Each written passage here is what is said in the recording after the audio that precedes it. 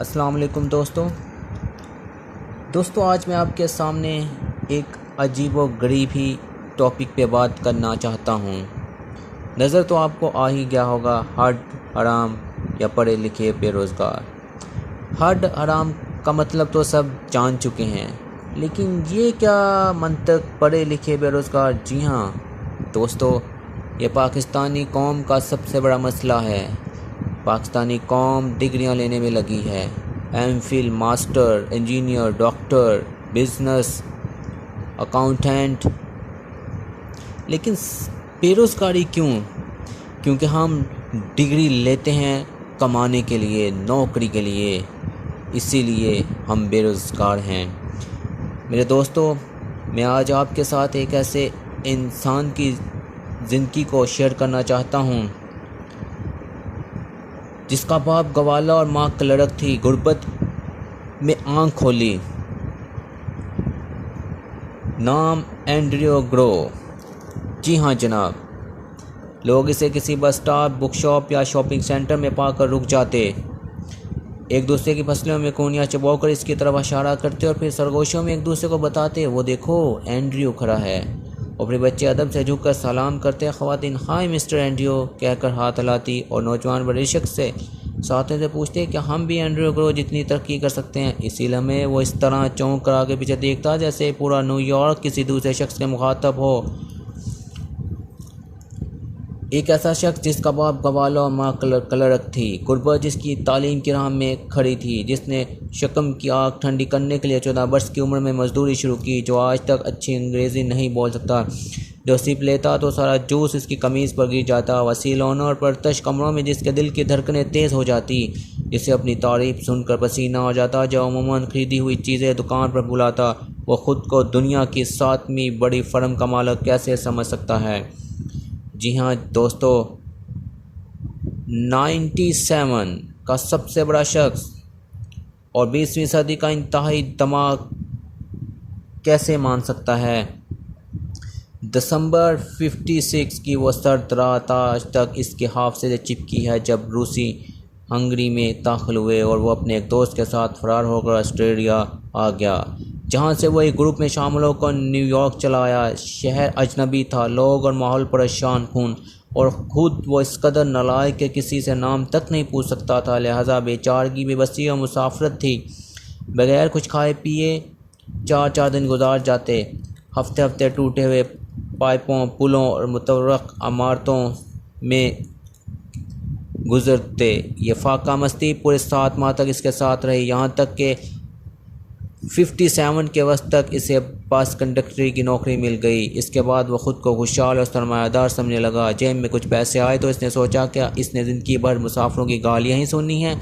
अंदर से आवाज़ आई, नहीं नहीं, ज़िंदगी से कहीं ज़्यादा का तकाज़ा करती है।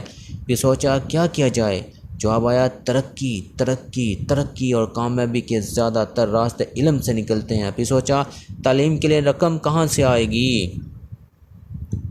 जवाब आया, अगर दिन में एक बार खाना खा लिया जाए, कॉफ़ी का एक कप पिया जाए और रेल के बजाय पैदल सफ़र किया जाए तो इंसान मर तो नहीं जाता। चनाता इस मनसूबाबंदी पर अमल दरामद शुरू हुआ तो 6 ही माह में तकिए के नीचे इतने पैसे हो गए जिससे सिटी कॉलेज न्यूयॉर्क में दाखिला लिया जा सकता था। कॉलेज में पहला दिन भी कम दिलचस्प नहीं था। एंड्रयू ग्रो की अंग्रेज़ी बहुत वाजबी और साइंस का इल्म ना होने के बराबर था। वो मुसल्लस, ज़ाविये और अमूमी खतूत में तफरीक नहीं कर सकता था, लेकिन इसको इल्मी के बावजूद वो मॉडर्न साइंसीज़ रखने पर मिसर था। जब इसरार ज़िद बन गया तो प्रिंसिपल अपने साथियों की तरफ मुड़कर बोला, अगर कोई 4 फुट का बोना 10 फुट ऊंची छलांग लगाना चाहे तो हम इसे रोकने वाले कौन होते हैं। प्रिंसिपल का यह फ़िक्रा भी इसके दिमाग से चिप गया। लिहाजा आने वाले दिनों में जब भी वो नोट्स बना कर थक जाता, किताबों पर सर पटपट कर जज हो जाता, नाहल पजीर फार्मूलों नाकाबिल फ़हम तरकीब से उलझ कर बोर हो जाता, तो इसके अंदर से आवाज़ आती, 4 फुट के बोने को 10 फुट ऊंची छलांग लगाने के लिए सब कुछ तो सहना पड़ेगा। और वह सर झटक कर दोबारा किताबों में गर्क हो जाता।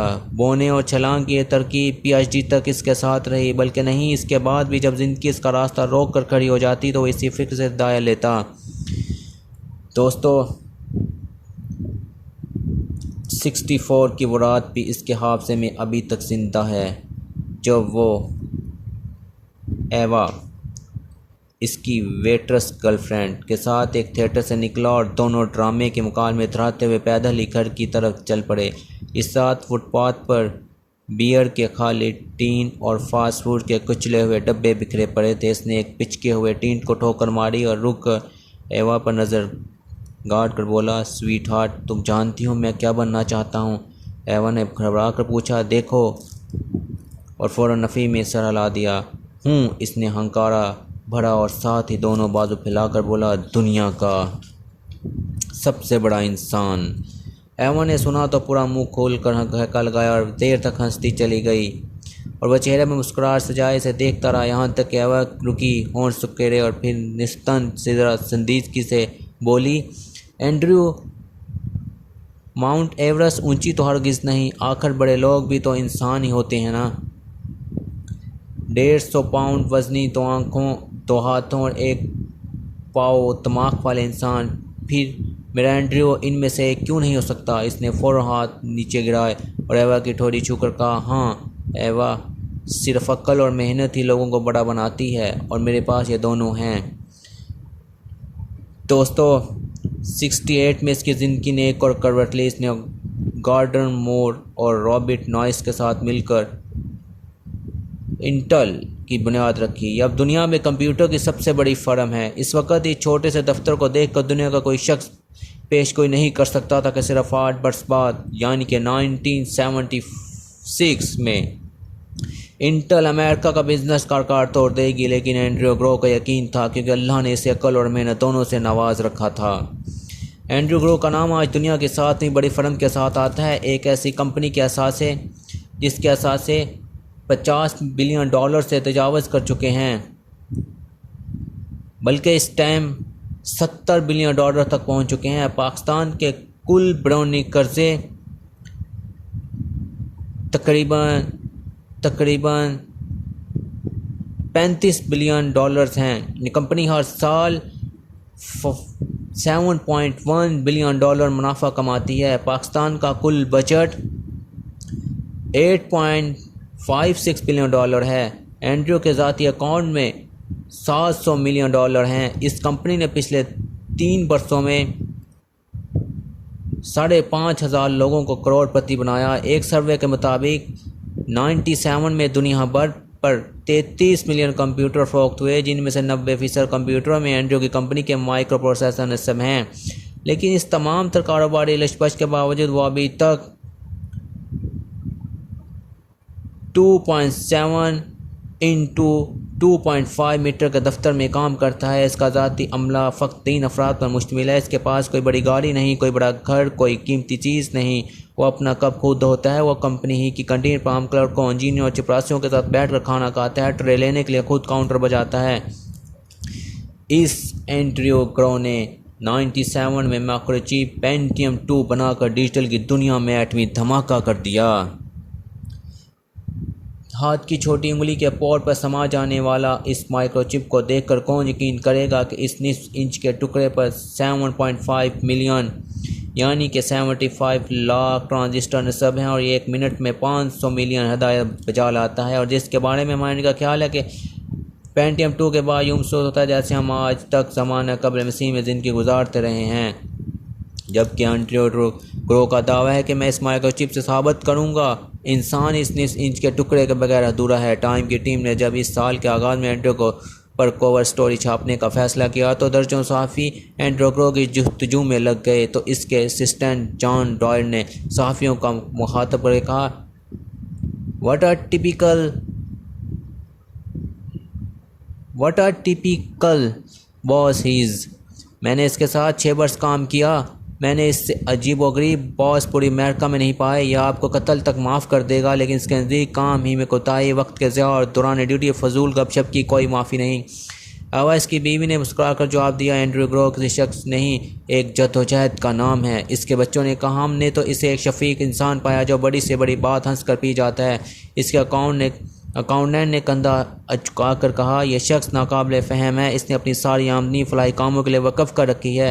हर साल केमिस्ट्री के 10 वजीफ़े जारी करता है। हंगरी से आने वाले नौजवानों को तलाश करके सेटल कराता है। खैराती इदारों को फ़ंड देता है। इंटरनेशनल रेस्क्यू कमेटी को रकम फराहम करता है।